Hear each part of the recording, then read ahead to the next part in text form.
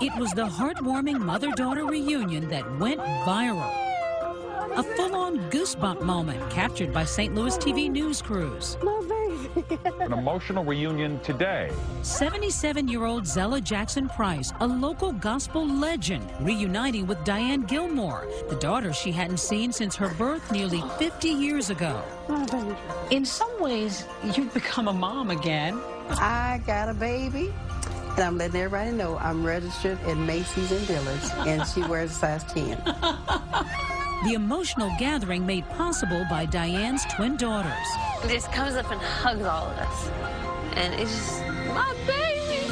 But from that joyous moment to a devastating mystery. How is it that a woman could be told that her baby had died and then all of a sudden find out that her baby's alive with a family of her own? Tonight, the baby selling scandal that rocked a major American city. St. Louis Hospital, Homer G. Phillips were selling babies. The baby Diane was stolen. At what point did you try to figure out what went wrong? How did this happen? Other women saying their babies had been taken too. And I want my baby back. A premier metropolitan hospital under attack, with a fire-breathing lawyer fanning the flames. Babies were being sold out of the parking lot. It was pay for play, cash on delivery. And the nurses who say, no way, somebody's lying. It just seems like impossible, ridiculous. It could not have happened. Kiss my... Okay. Come with us on our 8-month investigation as we try to solve the mystery with the self-proclaimed loudmouth lawyer. I can hold her baby up, Exhibit A. They're going to give her the arch, the stadium. They'll give her the damn state. The gospel singer. Why are they doing this to me? But what's the gospel truth? Lay it on me. I can take it. I can take it. Good evening. I'm Elizabeth Vargas. David is off tonight. As so many of us celebrate Thanksgiving weekend with our families, a family reunion that captivated the entire country. All part of a 50-year-old mystery. A mystery that began in a maternity room where a mother says she was robbed of the baby she should have had. But now a lot of people are asking what really did happen in that room.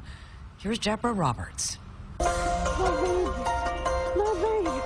Zella Jackson Price's heartwarming reunion with her long-lost daughter Diane has triggered a media frenzy in St. Louis. For an emotional reunion. Meeting for the first time. And beyond. So sad and happy at the same time. I cried with happiness. Together after 50 years. So glad your family is whole again.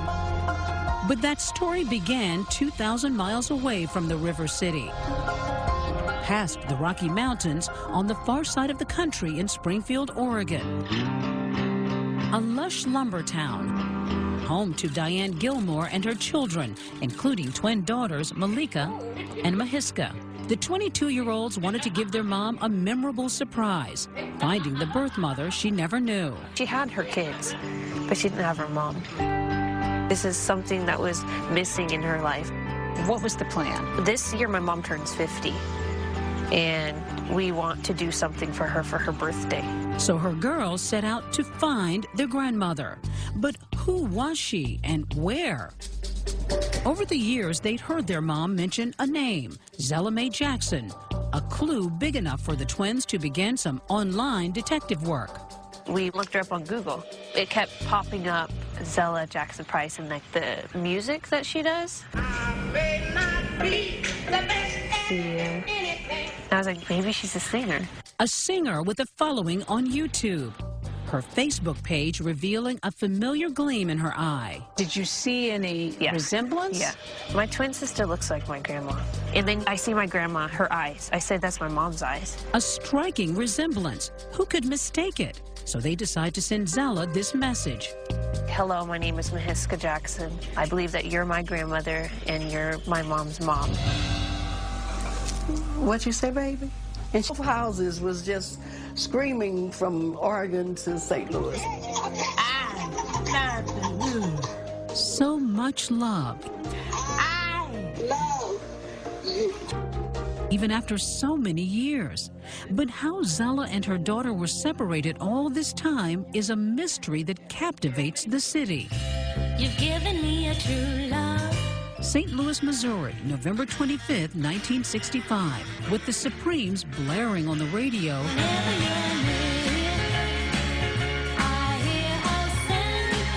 Steelworkers have just finished the sparkling new Gateway Arch. And a few miles away at Homer G. Phillips Hospital, 26-year-old Zella Jackson says she's being rushed down these hallways. Only 6 months pregnant, but her baby's about to be born. They said, "Oh, Mother, you're so early. What happened?" They said she's lost a lot of water, and they put me in a room to the side. Unbelievably, Zella says she's left alone, and strangely, no doctors or nurses are in sight. When she was born, I was by myself. Nobody was with me. No one. And she was crying, a little faint cry. And I kept hollering, "Nurse, nurse!" So you were basically delivering her yourself? Oh, yeah. I was alarmed that she had come out.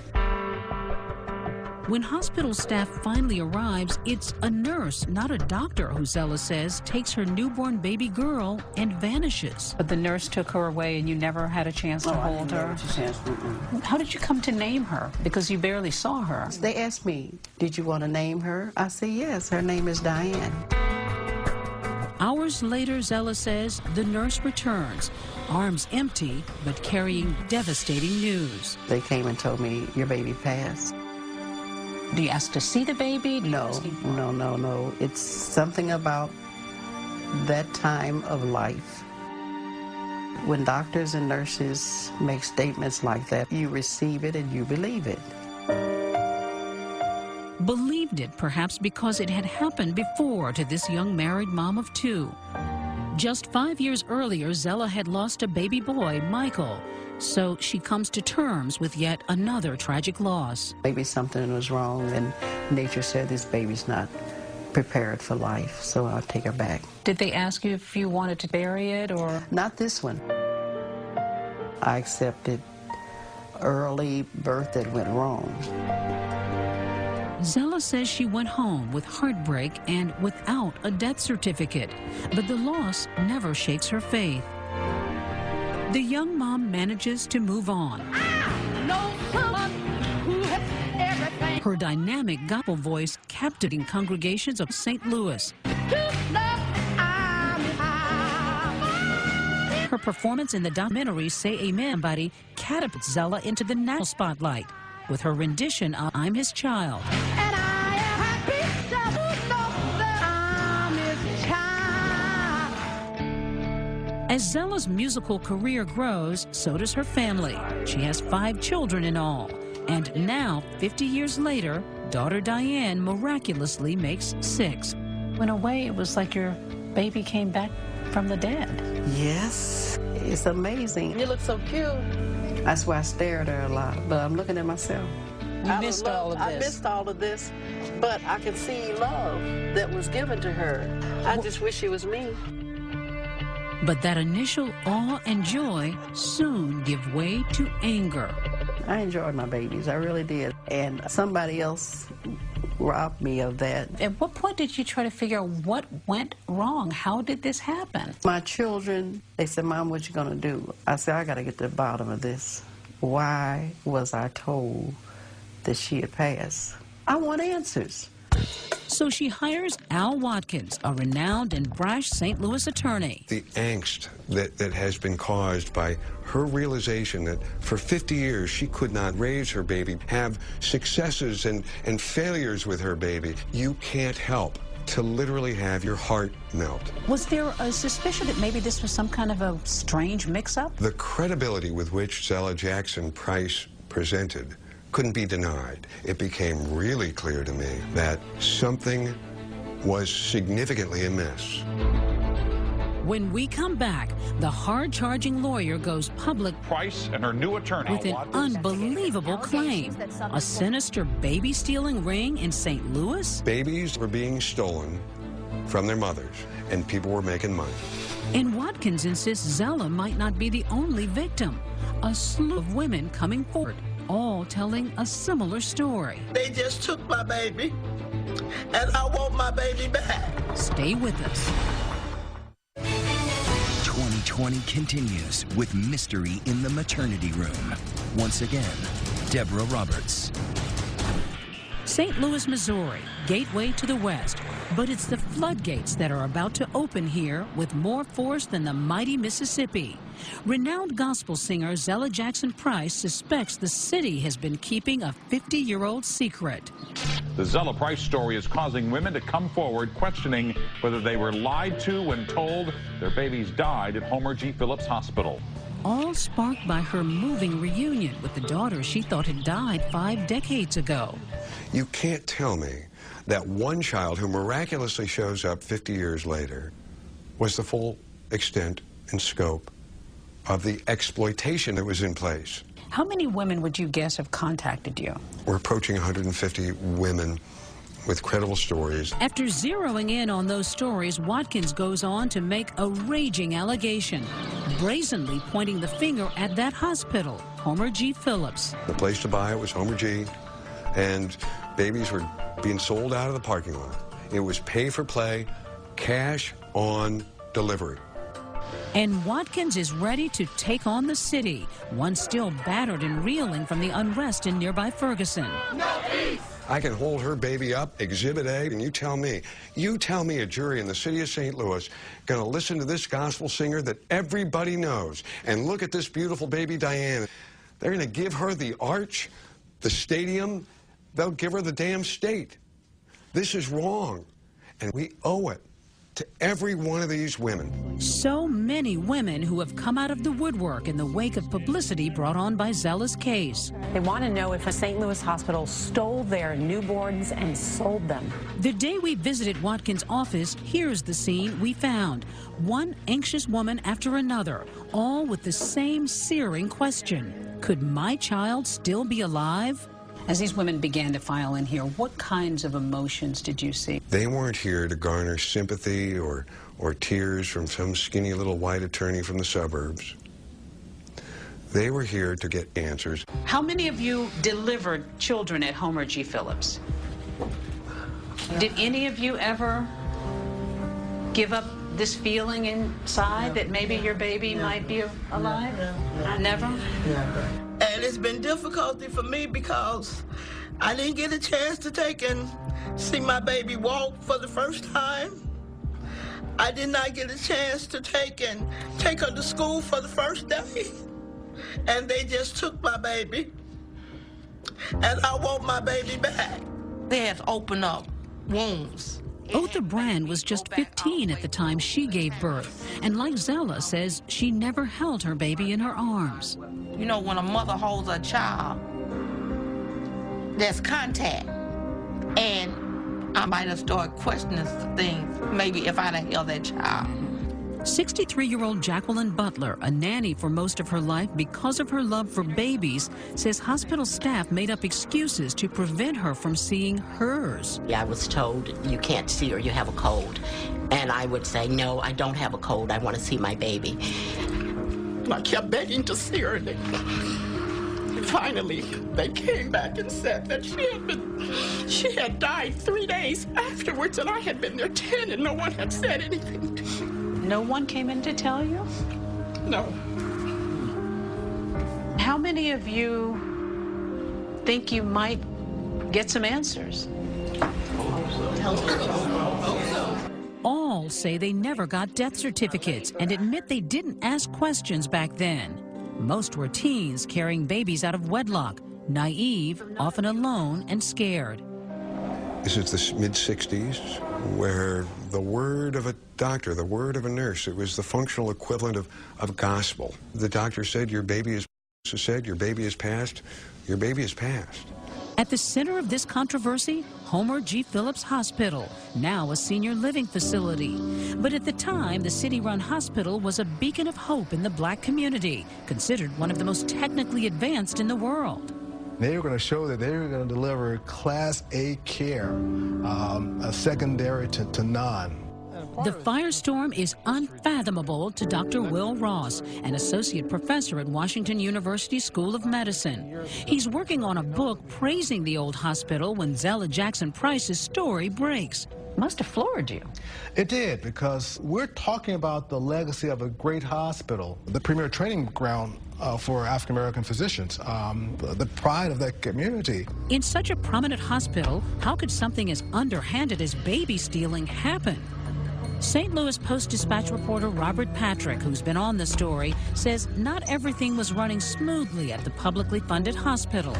They struggled each year for money, and I think one of the things that suffered was administration, staffing, maybe record keeping. This shouldn't come as a surprise. It was a hospital that was the black hospital. You had supervisory issues, you had personnel issues, you had regulatory compliance issues. So it was kind of the perfect storm for some kind of scandalous activity. Perfect storm is an appropriate, if not perfect, description.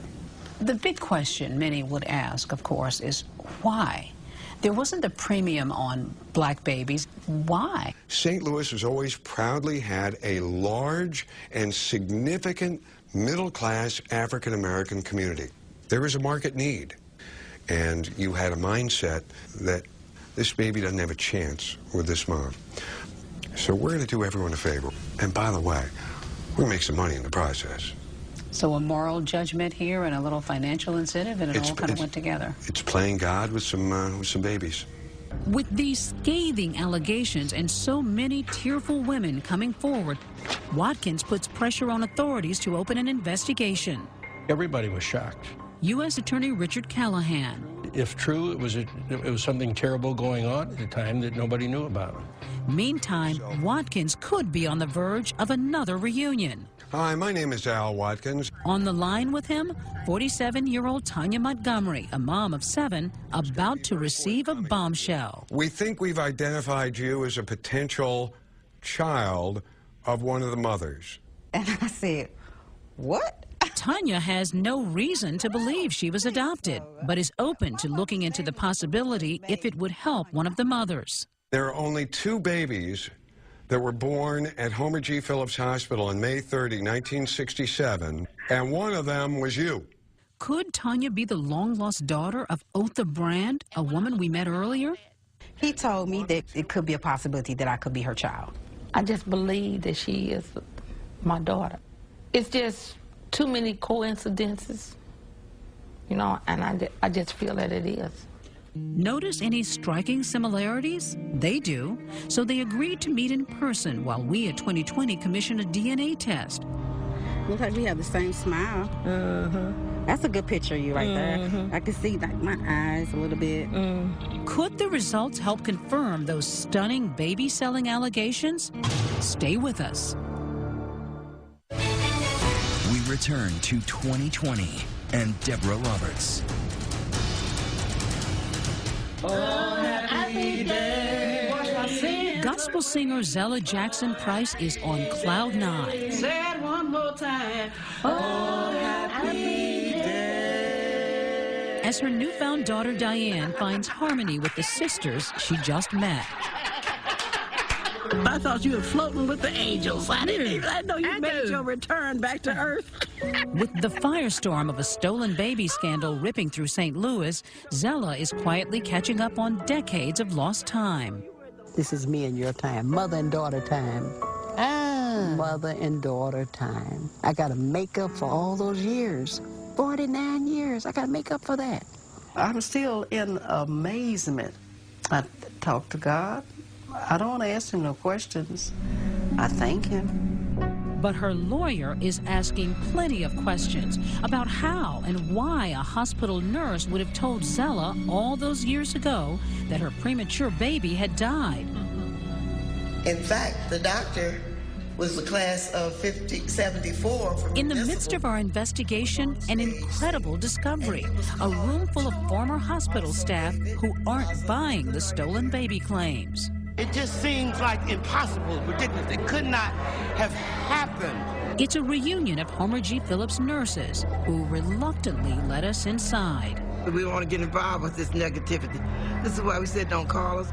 They've called me about 8 or 9 times. Okay, we need to be quiet. But tonight, they're fuming, insisting that Zella's story is preposterous. No nurse would come and tell someone that their baby passed. That was the doctor's role and responsibility. And Dorothy Thornton, who once worked in labor and delivery, has a message for Zella and her zealous lawyer. When you get the right truth, you owe us an apology, because you have just degraded us like I don't know what. What do you say to folks who worked at Homer G. Phillips who resent this implication that this hospital was complicit in baby stealing? Kiss my. Okay. I've got a job and a duty that will not be compromised because somebody's feelings are hurt. Watkins is deep into the investigation involving baby Diane and lays out more details of his stunning theory. What we've garnered thus far gives rise to the inescapable conclusion that Zella's baby Diane was sold. Sold, Watkins insists, into adoption. But he suspects that once the adoptive parents realized Diane was deaf, they likely returned her. Baby Diane was brought back like a dog to the pet shop. This baby's broke. Boom. Give me a new one. If that isn't jarring enough, he goes further, speculating that Diane was then placed into foster care with a family who was in it for the money and may have been part of a cover-up. They were complicit. Right. It's a bold claim against a foster family, one that Watkins has never even spoken to. So 2020 began looking and tracked down the surviving family. Tonight, they're speaking for the first time, enraged and ready to blow Zella's story out of the water. There's something stinky going on. It was Barbara Richardson's mom and dad who raised Diane, taking her in when she was just 4 months old. Not for profit, but out of kindness, Barbara says. They loved me, and they treated her the same as they treated me. So it sounds like love to me. Eric Richardson is Barbara's son. When the story moved from something that could have happened in the hospital to, or maybe this was some kind of conspiracy in which my grandmother was involved, that kind of, to me, crossed the line. In fact, the Richardsons have a starkly different version of events right after Diane was born. When it was time to be released, no one had been to see the child, and no one came. You know, she was an abandoned baby, abandoned at birth. Abandoned at birth? And take a look. Old records from hospital social workers confirm it, saying Diane was abandoned by her mother, Zella Jackson. But the Richardsons have more to reveal, saying that when Diane was 9 years old, her foster mom made it a point to find Diane's biological mom and even had a name to start the search. She found a Zella Mae Jackson and called her. The woman just said, no, I didn't have a baby. So, I mean, what do you do at that point? Though Zella denies getting that call, U.S. Attorney Richard Callahan is intrigued by those old records that are surfacing. That began to paint a different picture from what Zella Price was saying. So you began to see some discrepancies? Well, the records were certainly contradicting the story. Then he uncovers an explosive contradiction, one that will shake the stolen baby story to its core. New documents that call one mother's account into question. Callahan releases Diane's birth certificate, and take a look. It says she was born at City Hospital No. 1, not Homer G. Phillips, as Zella Jackson Price claims. You sort of think, well, there can't have been a baby-stealing ring running out of Homer G. Phillips if the baby wasn't born at Homer G. Phillips.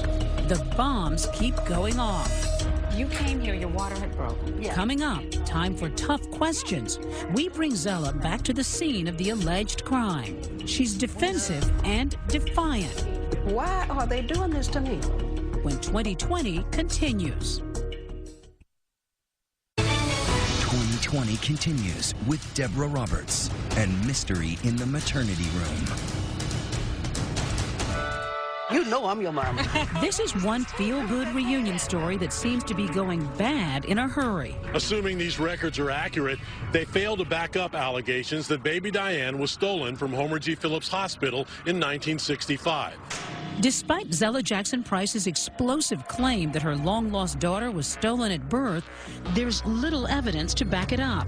In fact, her story appears to be falling apart, with decades-old records showing that the baby was born at a completely different hospital than the one she claims. So this would have been the emergency entrance that you came into almost 50 years ago. Yeah.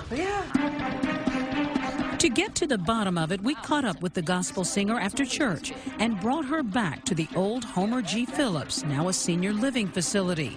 Could there have been some kind of a trauma? No. They're not going to do me like that to make me think I was at another hospital. No, she was born right here. No doubt in your mind. No doubt about it. Is it possible that maybe you somehow thought that the baby had died and you left and the baby really wasn't died? Hadn't died? No. This really makes me feel bad for me to be accused of saying my baby died.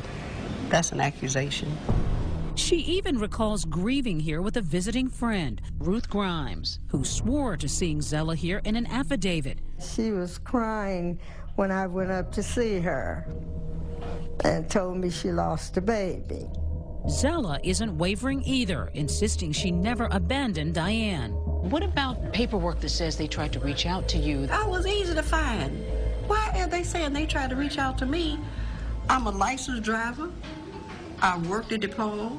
I have a social security number, and you can't find me? But old records suggest that maybe Zella didn't want to be found. Notes from social workers say authorities called, wrote, and even visited her home address, where they were told she moved. And Zella's grandmother and uncle were either unable or unwilling to give any information regarding Mrs. Jackson's whereabouts. You never heard anything? You never heard talk of anybody trying to find you? Nobody trying to find me. My relatives have said nothing to me that somebody was looking for you. That's the first time I heard that. Why are they doing this to me? But for all her denials, Zella did share with us that Diane was conceived out of wedlock. She was separated from her husband and became pregnant by another man, Harvey Price, whom she later married. Circumstances less than ideal for a budding gospel singer. This sounds like what, the stuff of mystery novels? The only mystery in my mind is why the allegations were made to begin with. With mounting evidence casting doubt on Zella's sensational story, U.S. Attorney Richard Callahan announces that baby Diane was not stolen. We can now say with complete confidence that there is absolutely no truth to that allegation, and therefore our investigation is closed. But with everything seemingly going against him, Zella's attorney Al Watkins refuses to back down. Do you worry that at best Zella could be somehow confused or at worst could be lying? The more documentation that I procure, the more confident I am that the integrity of Zella's story is light years above that which can be associated with records which, quite frankly, look like they were prepared by Helen Keller on crack. He goes so far as to suggest those old documents may have been forged, showing us what he believes to be many inconsistent details. So you don't believe that this birth certificate is authentic? I believe it was an authentic birth certificate created years after the fact for the purposes of secreting the truth as it relates to the birth of Diane and the motherhood of Zella. Incredibly, he even charges that Zella's signature is a fake, and he doesn't stop there. That's signed by a stamp with a Dr. Skaggs stamp. And Dr. Skaggs, if you look at that, was not a doctor as of that date. He was still a teenager. So he didn't become a licensed doctor until years later. So your theory is that that record was falsified? Absolutely. That led us to dig even deeper, starting with that so-called teen doctor signature. This old news article in the archives led us to a major discovery: the real Dr. Skaggs, now living in Florida. And guess what?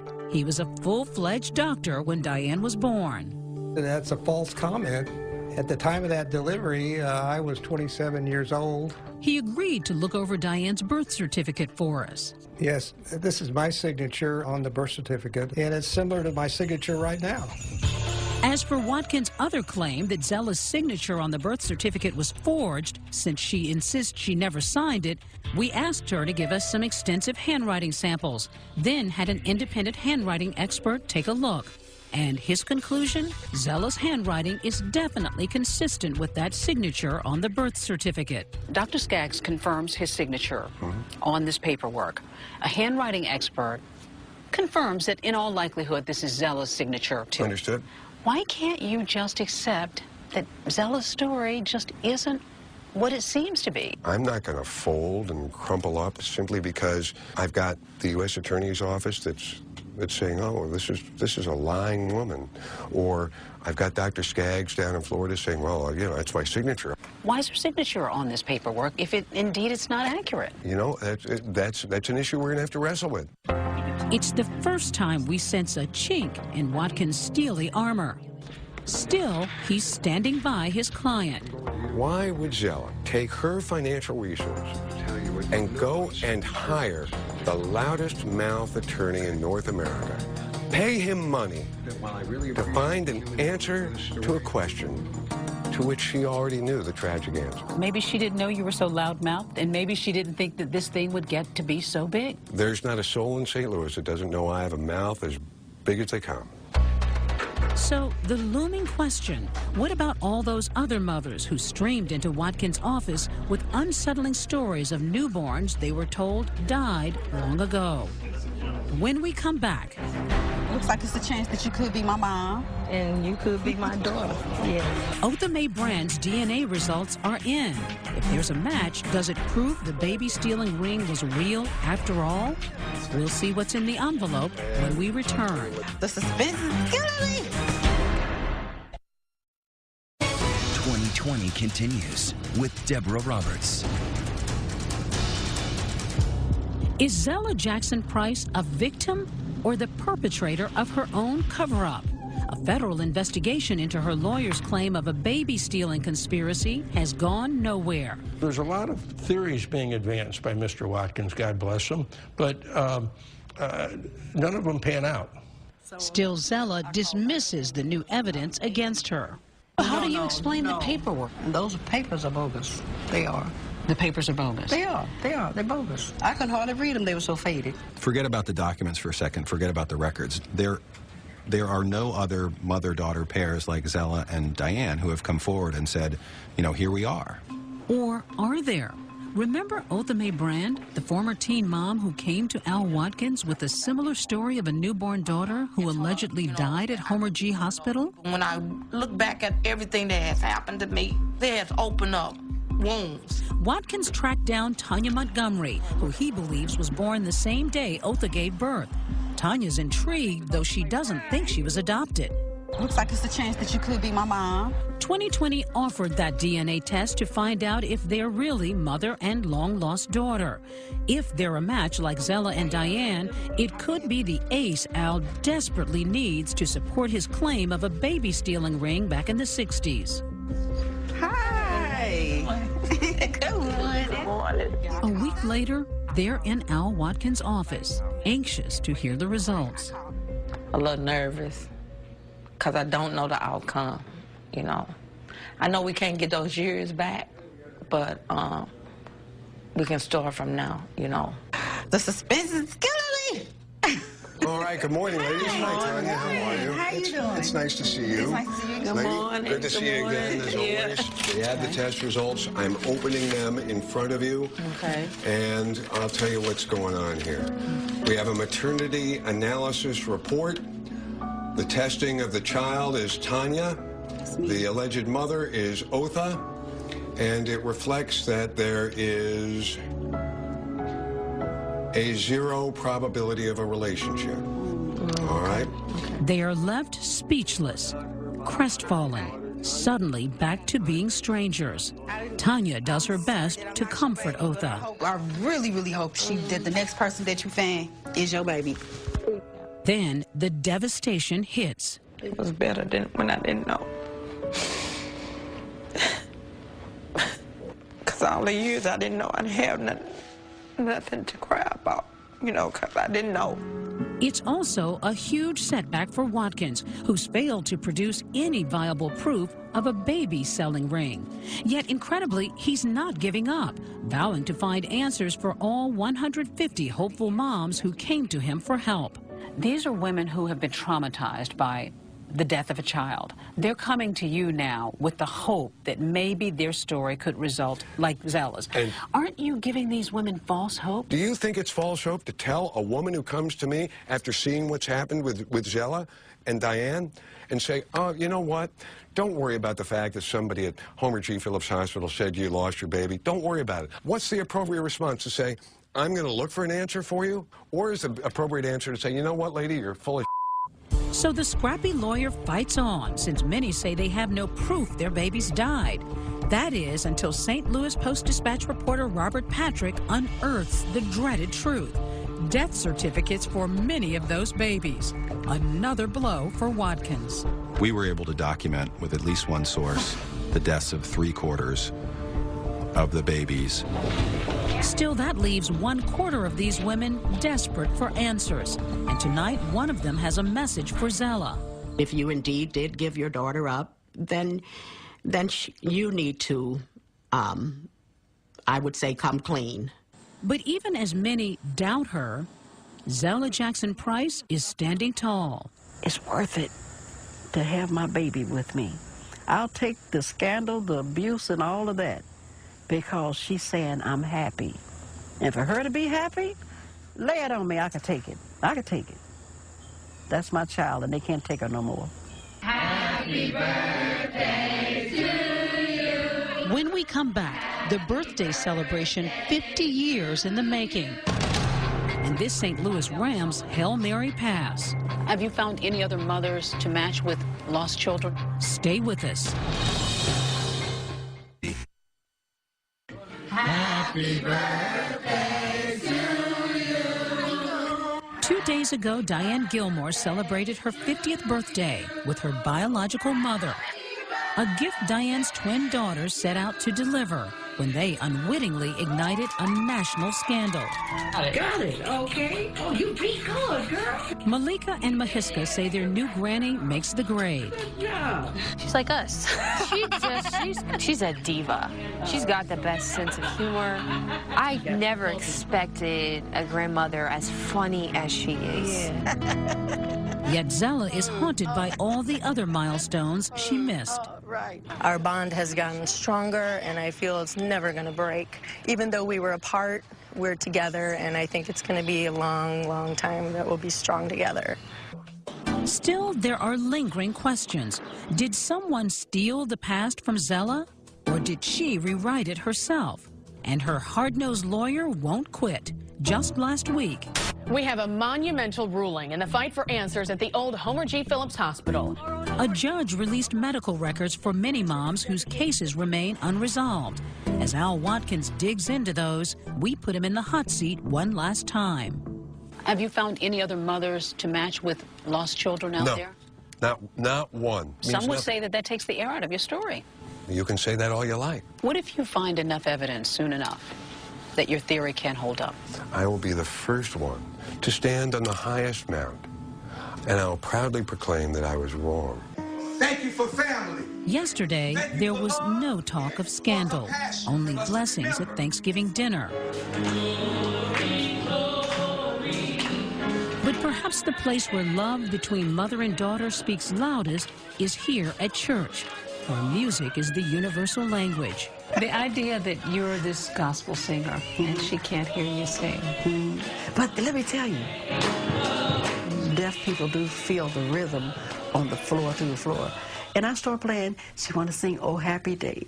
She don't talk very clear, but she'll say, Oh Happy Day. A happy day indeed, as Diane and Zella look towards a new future together. So you're thankful for tomorrow? Yesterday is gone, but I've got tomorrow.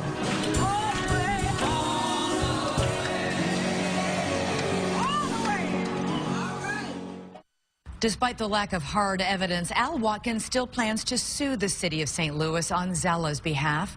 So what do you think? Is she somehow confused or in denial? Or is Al Watkins onto something? Let us know on Twitter. Use the hashtag ABC2020. I'm Elizabeth Vargas. For David and all of us here at 2020 and ABC News, have a good night and enjoy the rest of this holiday week.